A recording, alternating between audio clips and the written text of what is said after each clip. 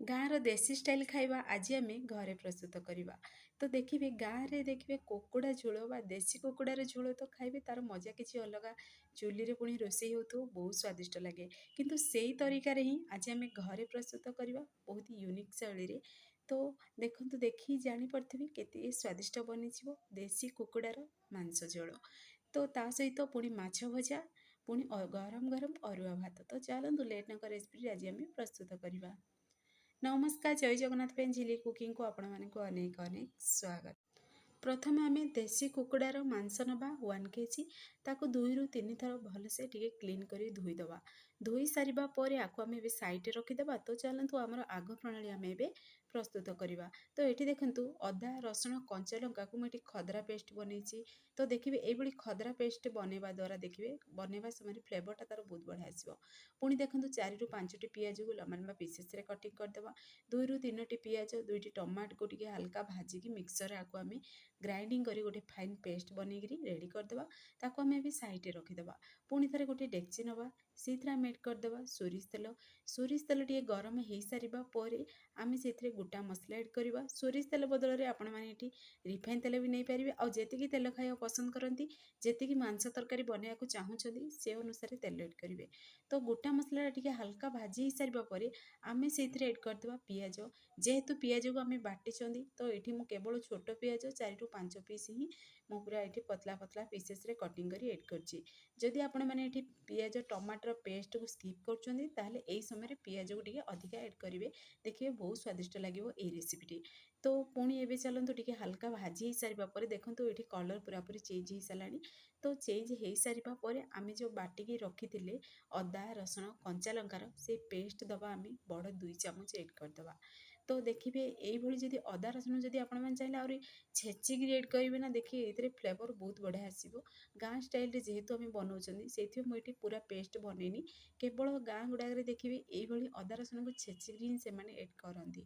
ତ ଏବେ ଆମେ କ'ଣ କରିବା ନା ଆକୁ ଭଲସେ ଆକୁ ମିକ୍ସ କରିଦେବା। ମିକ୍ସ କରି ଗ୍ୟାସ୍ ଆଞ୍ଚକୁ ଏଇ ସମୟରେ ଲୋ ଟୁ ମିଡ଼ିୟମ୍ ଫ୍ଲେମ୍ରେ ରଖିବା। ରଖିକିରି ଏଇ ମସଲାଟାକୁ ଆମେ କଷିଦେବା। ତ ଆପଣମାନେ ଯଦି ତେଲ ଅଧିକା ଖାଇବାକୁ ପସନ୍ଦ କରନ୍ତିନି ତାହେଲେ ଏଠି ତେଲକୁ କମ୍ ଅଧିକା କରିପାରିବେ। ତ ଦେଖନ୍ତୁ ଏଠି ମସଲାଟା ପରଫେକ୍ଟଲି କଷି ହେଇସାରିଲାଣି, ମାନେ କଞ୍ଚା ସ୍ମେଲ୍ ଚାଲିଗଲା ଅଦା ରସୁଣର। ତ ଏବେ ଆମେ ସେଥିରେ ହଳଦୀ ଗୁଣ୍ଡ ଦେବା 1 ଚାମଚ। ଯେତିକି ରାଗ ଖାଇବେ ସେ ଅନୁସାରେ ଲଙ୍କା ଗୁଣ୍ଡ ଏଡ଼୍ କରିବେ ଆଉ ଚିକେନ୍ ମସଲା ଦେବେ। ଆଉ ସେ ଗିନାକୁ କ୍ଲିନ୍ କରି ଅଳ୍ପ ଟିକେ ପାଣି ଦେଇଦେବା। ଏଇଭଳି ପାଣି ଟିକେ ଅଳ୍ପ ଦେଇଦେବା ଦ୍ୱାରା କ'ଣ ହେବ ନା ଦେଖିବେ ଆମର ଏ ଅଦା ରସୁଣଟା ପୋଡ଼ିବନି। ଯେହେତୁ ଶୁଖା ମସଲା ଆମେ ଏଡ଼୍ କଲେ ତ ମସଲାଟା ପୋଡ଼ିବନି ଆଉ ପରଫେକ୍ଟଲି ମସଲାଟା ଆମର କଷି ବି ହେବ। ଆଉ ବଟା ମସଲାର ବି ସ୍ୱାଦ ଆସିବ ଯଦି ଅଳ୍ପ ଟିକେ ପାଣି ଦେଇଦେବେ। ତ ମସଲାଟା ଯେହେତୁ ପାଣି ଏଡ଼୍ କରିବା ଦ୍ୱାରା ଫୁଲିବ ବି କଷି ହେବ ବି। ତ ଏବେ ଆମେ ସ୍ଲୋ ଆଞ୍ଚରେ ଟିକେ କଷିବାକୁ ଦେବା। କଷି ହେଇସାରିବା ପରେ ଦେଖିବେ ତେଲ ଗୁଡ଼ାକ ପୁରା ଦେଖାଯିବ। ତ ଜାଣିଦେବେ ଯେ ମସଲାଟି ଏଠି ଆମର ପରଫେକ୍ଟଲି କଷି ହେଇସାରିଛି। ତ ଏହି ସମୟରେ ଆମେ ଯେଉଁ ମାଂସ ଗୁଡ଼ାକ ଆମେ ସେଇଥିରେ ବି ଏଡ଼୍ କରିଦେବା।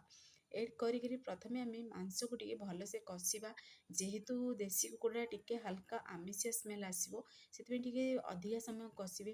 ଯେତେ ଦେଖିବେ ତେଲରେ ୟାକୁ କଷିବେ ନା ସେତେ ବଢ଼ିଆ ସ୍ୱାଦ ଆସିବ। ତ ଏଇଭଳି ପ୍ରୋସେସ୍ରେ ତାକୁ ଆମେ ଭଲସେ ଏବେ ମିକ୍ସ କରିଦେବା।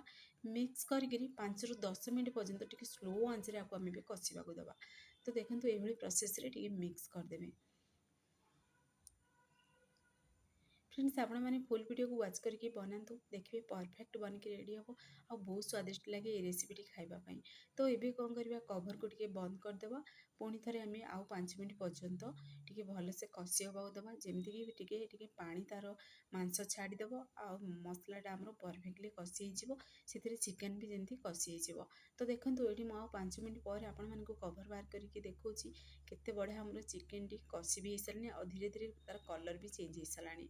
तो ये प्रोसेस रे आम पुणी थे चलते टिके भलसे मिक्स करवा। तो मु केवल घर रे बेसिक मसला रे ही प्रस्तुत करछि। आपण मन चाहिले जदि दही भी चाहूछन्ती ऐड करि भी परिबे। मु जेहेतु टमाटो ऐड करिवि आपण गाँ स्टाइल रे बनेबा सेति मु एठी दही को स्किप कर देछि। पुणी थरे टिके भलसे मिक्स कर देबा। पुणी थरे कवर को टिके बंद कर देबा। एई भली कवर को खोलुथिबे पुणी बंद करूथिबे। एई भली प्रोसेस रे पूरा 15 मिनिट पर्यंत टिके कसिबे। जो पर्यंत पूरा देखिबे चिकेन तार पानी जो पर्यंत न छाड़िछि सेई पर्यंत कसिबे। तो देखंतु नोटिस करि परथिबे मु कवर को आपण मानको बाहर करि देखौछि ପୁରାପୁରି ଚିକେନ୍ର କଲର୍ ପୁରା ଚେଞ୍ଜ ହେଇସାରିଛି, ଆଉ କିଛି କିଛି ପାଣି ବି ଦେଖାଯାଉଛି। ତ ଦେଖନ୍ତୁ ଆପଣମାନଙ୍କୁ ପାଖରୁ ବି ଦେଖାଉଛି, ଏଠି ମୁଁ ବେଲାରେ ବାହାର କରି ପାଣି କେତେ ସାରା ଅଛି। ତ ଏଇଥିରେ ଆମେ ଆଉ କିଛି ତ ଏକ୍ସଟ୍ରା ପାଣି ଏଡ଼୍ କରିନାହାନ୍ତି, କେବଳ ଦେଖନ୍ତୁ ଚିକେନ୍ କେତେ ସାରା ପାଣିକୁ ସେ ଛାଡ଼ି ଦେଇଛି। ତ ଦେଖନ୍ତୁ ଆପଣମାନଙ୍କୁ ଦେଖାଉଛି, ଆଉ ବହୁତ ବଢ଼ିଆ ତା'ର ସ୍ମେଲ୍ ବି ଆସୁଛି। ତ ଦେଖିବେ ଏଇ ରେସିପିଟି ଯଦି ଆପଣମାନେ ଚୁଲିରେ ବନାଉଛନ୍ତି ନା, ଦେଖିବେ ସ୍ୱାଦକୁ ସେ ବଢ଼େଇ ଦେବ ଆଉ ଟିକେ। ତ ଏବେ କ'ଣ କରିବା, ଏଠି ଆମେ 2ଟି ଆଳୁ ନେବା। ଆଳୁକୁ ଏଠି ମୁଁ ଜମାରୁ ଭାଜିନି, କେବଳ କଞ୍ଚା ଆଳୁ ଏଡ଼୍ କରିଛି। ଆପଣମାନେ ଚାହିଁବେ ଯଦି ଭାଜିକିରି ବି ଆଳୁକୁ ଏଡ଼୍ କରିପାରିବେ।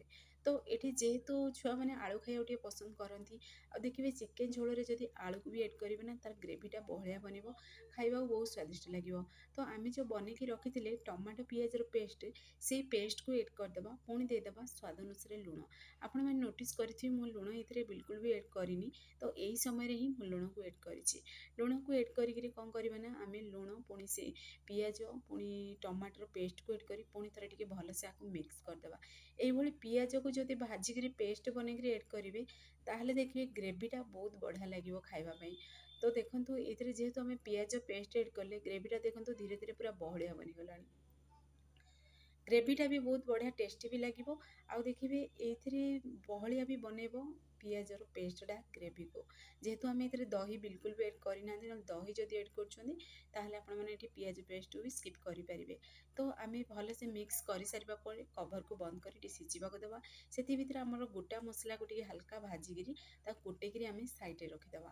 ତ ସବୁବେଳେ ଦେଖିବେ ଫ୍ରେଶ୍ ଗୋଟା ମସଲା ପାଉଡ଼ର ଯଦି ଏଡ଼୍ କରିବେ, ତାହେଲେ ଦେଖିବେ ଚିକେନ୍ ତରକାରୀର 10 ଗୁଣା ସେ ବଢ଼େଇ ଦେଇଥାଏ ସ୍ୱାଦକୁ। ସେଇ ମସଲା ରେସିପିଟି ମାନେ ବହୁତ ବଢ଼ିଆ ବାସ୍ନା ଆସିବ। ସେ ମସଲାଟାକୁ ଯଦି ହାଲକା ଭାଜିକି ଏଡ଼୍ କରିବେ ଗୋଟା ମସଲାକୁ, ତ ପୁଣି ଥରେ କଭରକୁ ବାହାର କରିକି ଆମେ ଭଲସେ ମିକ୍ସ କରିଦେବା। ତ ଦେଖିପାରୁଥିବେ ଯେହେତୁ ପିଆଜ ଏଡ଼୍ କରିଛନ୍ତି, ଯଦି ମଝି ମଝିରେ ମିକ୍ସ ନ କରିବେ ତାହେଲେ ଦେଖିବେ ପୋଡ଼ିବାର ବି ସମ୍ଭାବନା ଅଛି, କାହିଁକିନା ସେ ଗ୍ରେଭିଟାକୁ ପୁରା ବହଳିଆ ବନେଇ ଦିଏ। ତ ଏବେ ଆମେ ଗରମ ଗରମ ସେଥିରେ ଏଡ଼୍ କରିଦେବା ପାଣି। ଯେତିକି ଆପଣମାନେ ଝୋଳ ରଖିବାକୁ ଚାହୁଁଛନ୍ତି ସେ ଅନୁସାରେ ସେଥିରେ ପାଣି ଏଡ଼୍ କରିବେ। ଯେହେତୁ ଦେଶୀ ଚିକେନ୍ଟା ଟିକେ ସିଝିବା ପାଇଁ ଟାଇମ୍ ଲାଗେ, ତ ମୁଁ ସେଥିପାଇଁ ଟିକେ ଅଧିକା ପାଣି ଏଥିରେ ଏଡ଼୍ କରିଛି। ପାଣିକୁ ଏଡ଼୍ କରି ପୁଣି ଥରେ ଟିକେ ଆକୁ ଭଲସେ ମିକ୍ସ କରିଦେବା। ଆଉ ଟିକେ ଯଦି ଅଧିକା ପାଣି ଦରକାର ପଡ଼ିଲା ତାହେଲେ ଆପଣମାନେ ଏଥିରେ ଏଡ଼୍ କରିପାରିବେ। ମୁଁ କିନ୍ତୁ ଆଉ ଟିକେ ମିକ୍ସ କରିସାରିବା ପରେ ଆଉ ଅଳ୍ପ ଟିକେ ସେଥିରେ ପାଣିକୁ ପୁଣି ଥରେ ଏଡ଼୍ କରିଦେଲି, କାହିଁକିନା ଟିକେ ସିଝିବାକୁ ବି ଟାଇମ୍ ଲାଗିବ। ଆଳୁ ବି ଯେହେତୁ ସିଝିନି, କେବଳ ଦେଖନ୍ତୁ ଆମେ କଷିଲେ ହିଁ ଚିକେନ୍ଟାକୁ ପାଖାପାଖି 20 ମିନିଟ୍ ପର୍ଯ୍ୟନ୍ତ, 20ରୁ 25 ମିନିଟ୍ ପର୍ଯ୍ୟନ୍ତ ଆମେ ଚିକେନ୍କୁ କେବଳ କଷିଛନ୍ତି। ତ ଏବେ ଆମେ ଆଉ ଟିକେ ପାଣିକୁ ଦେଇକି ପୁଣି ଥରେ ଟିକେ ଭଲସେ ଆକୁ ମିକ୍ସ କରିଦେବା। ତ ଏହି ସମୟରେ ଗ୍ୟାସ୍ ଆଞ୍ଚକୁ ଆମେ ପୁରା ଲୋ ଫ୍ଲେମ୍ରେ ରଖିବା। ଚିକେନ୍କୁ ଆମେ ସିଝିବାକୁ ଦେବା। ମିକ୍ସ ହେଇସାରିବା ପରେ ଏବେ ପୁଣି ଥରେ ଆମେ କଭରକୁ ଟିକେ ବନ୍ଦ କରିଦେବା। ବନ୍ଦ କରିକି ପୁରା ସ୍ଲୋ ଆଞ୍ଚରେ ଆକୁ ପୁରା 10ରୁ 15 ମିନିଟ୍ ପର୍ଯ୍ୟନ୍ତ ଟିକେ ବନେଇବାକୁ ଦେବା। 10ରୁ 15 ମିନିଟ୍ ପରେ ଆପଣମାନଙ୍କୁ ମୁଁ କଭର ବାହାର କରିକି ଦେଖେଇବି। ଦେଖନ୍ତୁ କେତେ ବଢ଼ିଆ ଆମର ଚିକେନ୍ ରେସିପିଟି ବନିକି ରେଡ଼ି ହେଇଛି, ଆଉ ବାସ୍ନାରେ ପୁରା ଘର କମ୍ପି ଉଠିବ ଏଇଭଳି ପ୍ରୋସେସ୍ରେ ଯଦି ଆପଣମାନେ ଘରେ ବନାଉଛନ୍ତି। ତ ଅଳ୍ପ ଟିକେ ସେଥିରେ ଏଡ଼୍ କରିଦେବା ଆମେ କସ୍ତୁରୀ ମେଥି। କସ୍ତୁରୀ ମେଥିର ଫ୍ଲେଭର ଏଇଥିରେ ବହୁତ ବଢ଼ିଆ ଲାଗିବ। ଯଦି ଆପଣଙ୍କ ପାଖରେ ଅଛି ତାହେଲେ ଆପଣମାନେ ନିଶ୍ଚୟ ଏଡ଼୍ କରନ୍ତୁ। ଆମେ ଯେଉଁ ଗୋଟା ମସଲାକୁ ଟିକେ ହାଲକା ଭାଜିକି ରଖିଥିଲେ, ତାକୁ ପାଉଡ଼ରଟାକୁ ଆମେ ଏଇ ସମୟରେ ଏଡ଼୍ କରିବା। ତ ଗୋଟା ମସଲା ପାଉଡ଼ରକୁ ଏଡ଼୍ କରି ପୁଣି ଥରେ ଟିକେ ଭଲସେ ଆକୁ ମିକ୍ସ କରିଦେବା। ତ ସବୁବେଳେ ଗୋଟା ମସଲା ଫ୍ରେଶ୍ ଗୋଟା ମସଲାକୁ ଟିକେ ହାଲକା ଭାଜିକି ଏଡ଼୍ କରନ୍ତୁ। ଦେଖିବେ ଯେକୌଣସି ରେସିପିରେ ବି ଯଦି ଆପଣମାନେ ଏଡ଼୍ କରିବେ ତାହେଲେ ଦେଖିବେ ତାର ଫ୍ଲେଭରଟା ଦେଖିବେ ବହୁତ ବଢ଼ିଆ ଆସିବ। ତ ଦେଖନ୍ତୁ ଫାଇନାଲି ଆମର ଚିକେନ୍ ପୁରାପୁରି ସିଝି ବି ଯାଇଛି, ଆଉ ଗ୍ରେଭିଟା ବି ବହୁତ ବଢ଼ିଆ ଅଛି।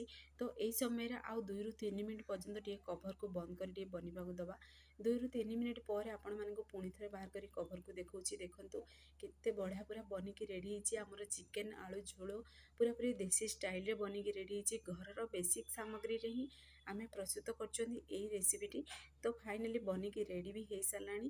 ତ ଆପଣମାନେ ନିଶ୍ଚୟ ଏଇ ତରିକାରେ ବନାନ୍ତୁ, ଦେଖିବେ ସମସ୍ତେ ପସନ୍ଦ କରିବେ।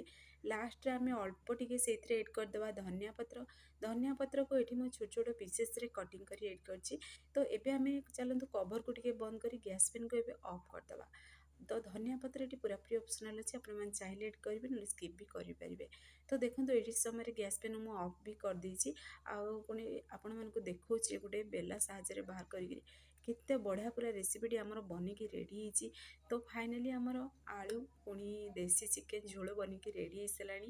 ତ ତା ସହିତ ଗରମ ଗରମ ଅରୁଆ ଭାତ, ଦେଖିବେ ଅରୁଆ ଭାତ ସହିତ ଖାଆନ୍ତୁ କି ଉଷୁନା ଭାତ ସହିତ ଖାଆନ୍ତୁ, ଏ ଦେଶୀ ଚିକେନର ଝୋଳ ତ ସମସ୍ତଙ୍କୁ ଦେଖିବେ ମାନେ ସମସ୍ତଙ୍କର ଫେଭରେଟ୍ ବି ଆଉ ବହୁତ ସ୍ୱାଦିଷ୍ଟ ଲାଗେ। ତ ଆପଣମାନେ ଘରେ ନିଶ୍ଚୟ ଏଇ ତରିକାରେ ମୋର ଟ୍ରାଏ କରନ୍ତୁ, ଦେଖିବେ ସମସ୍ତେ ପସନ୍ଦ କରିବେ ଆଉ ବହୁତ ସ୍ୱାଦିଷ୍ଟ ଥିଲା। ଆଉ ଘର ପୁରା ବାସ୍ନାରେ କମ୍ପି ଉଠୁଥିଲା। ଆଉ ତା ଗ୍ରେଭିଟା ଦେଖନ୍ତୁ ଆପଣମାନଙ୍କୁ ପାଖରୁ ଦେଖଉଛି କେତେ ବଢ଼ିଆ ପୁରା ବନିକି ରେଡ଼ି ହେଇଛି। ତ ଆପଣମାନେ ଘରେ ନିଶ୍ଚୟ ଟ୍ରାଏ କରନ୍ତୁ। ଫ୍ରେଣ୍ଡସ୍, ଆପଣମାନଙ୍କୁ ଯଦି ଏ ଭିଡ଼ିଓଟି ମୋର ପସନ୍ଦ ଆସିଥିବ ତାହେଲେ ସାଙ୍ଗମାନଙ୍କୁ ସେୟାର କରନ୍ତୁ, ଲାଇକ୍ କରନ୍ତୁ। ଚ୍ୟାନେଲରେ ଯଦି ନୂଆ ଅଛନ୍ତି ଚ୍ୟାନେଲକୁ ମୋର ସବସ୍କ୍ରାଇବ୍ କରିଦିଅନ୍ତୁ, ବେଲ୍ ଆଇକନ୍କୁ କ୍ଲିକ୍ କରିଦିଅନ୍ତୁ, ଯାହାଫଳରେ ମୋର ସବୁ ଭିଡ଼ିଓ ନୋଟିଫିକେସନ୍ ପ୍ରଥମେ ଆପଣମାନଙ୍କୁ ପହଞ୍ଚିବ। ମୁଁ ଏମିତି ଇଜି ଇଜି ଭିଡ଼ିଓ ନେଇ ଆସିବି, ଆପଣମାନେ ଦେଖିକି ଘରେ ନିଶ୍ଚୟ ଟ୍ରାଏ କରନ୍ତୁ। ଫ୍ରେଣ୍ଡସ୍, ଆପଣମାନେ ଯଦି ଘରେ ବନାଉଛନ୍ତି ତାହେଲେ ଆପଣମାନଙ୍କର ଅନୁଭୂତି ମୋ ସହିତ ନିଶ୍ଚୟ ସେୟାର କରନ୍ତୁ, ମୋତେ ବି ଖୁସି ଲାଗିବ ମୋ ଭିଡ଼ିଓ ଆପଣମାନେ ଦେଖିକି ଘରେ ବନାଉଛନ୍ତି। ତା ସହିତ ଦେଖନ୍ତୁ କ୍ରିସ୍ପି ଟେଷ୍ଟି ମାଛ ଭଜା, ତ ଏଇଟା ପୁରାପୁରି ଅପସନାଲ୍ ଅଛି। ମୁଁ ଘରେ ମାଛ ବି ଭାଜିଥିଲି, ତ ମୁଁ ଏ ଚିକେନ୍ ଝୋଳ ସହିତ ଦେଖିବି ମାଛ ଭଜା ବି ଗରମ ଗରମ ଖାଇବି ନା, ବହୁତ ସ୍ୱାଦିଷ୍ଟ ଲାଗେ। ତ ଅରୁଆ ଭାତକୁ ମାଛ ଭଜା ପୁଣି ଦେଶୀ ଚିକେନ୍ ଝୋଳ ତ ପୁରା ଜମିବ। ତ ଆପଣମାନେ ଏ ତରିକାରେ ଘରେ ନିଶ୍ଚୟ ଟ୍ରାଏ କରନ୍ତୁ। ଫ୍ରେଣ୍ଡସ୍, ଆପଣମାନେ କେଉଁ ଜିଲ୍ଲାରୁ ଦେଖୁଛନ୍ତି ନିଶ୍ଚୟ କମେଣ୍ଟ ମାଧ୍ୟମରେ ଜଣାଇବେ, ମୋତେ ବି ଖୁସି ଲାଗିବ ମୋ ଭିଡ଼ିଓ କେଦୂର ପର୍ଯ୍ୟନ୍ତ ପହଞ୍ଚୁଛି। ତ କମେଣ୍ଟ କରିବାକୁ କିନ୍ତୁ ଜମାରୁ ଭୁଲିବେନି। ତ ଆପଣମାନେ ବି ଘରେ ନିଶ୍ଚୟ ଟ୍ରାଏ କରନ୍ତୁ। ସେ ପର୍ଯ୍ୟନ୍ତ ରହୁଛି, ପୁଣି ଏକ ନୂଆ ରେସିପି ନେଇ ଆସିବି। ନମସ୍କାର, ଜୟ ଜଗନ୍ନାଥ।